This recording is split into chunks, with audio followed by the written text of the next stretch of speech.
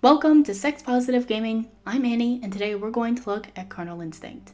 This open-world action RPG is available for PC on Patreon and Steam. I first reviewed this incredibly ambitious project last summer, and since then there has been a ton of new content, as well as gameplay improvements, and an extremely in-depth level of character customization. The biggest difference by far is how improved the graphics are. This is absolutely starting to look and feel like a AAA game, which is amazing for our industry. In addition to graphical improvements, you now have the option to play as both male and female characters, with the ability to swap between the two, as well as different species and futanari combinations. Some of these choices are unlocked at the start of the game, and some require various quests or items.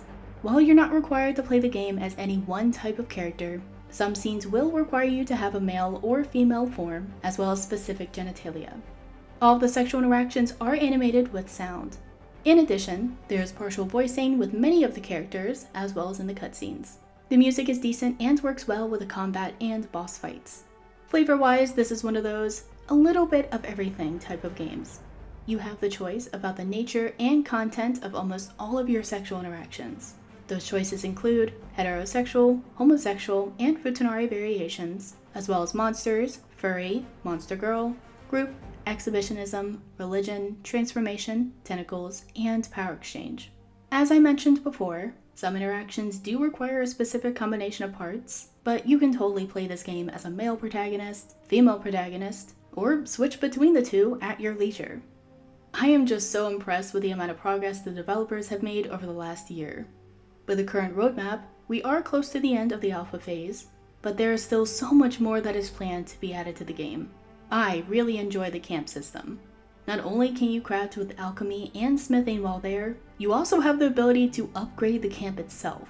It really reminds me of the stronghold system from Baldur's Gate 2.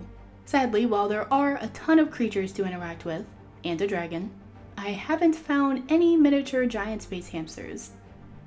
Yet. So if you enjoy animalistic action RPGs straight out of the Conan mythos, I highly recommend trying out Carnal Instinct. This is one of those rare games that really offers flavor options for everyone. Let me know what you think. Have you played over the last year? What do you think the biggest improvements have been? And what do you still want to see changed in the game?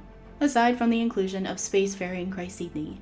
Until next time, no shaming, just gaming. Thanks to all this month's support on Patreon. I wouldn't have been able to do this without you all.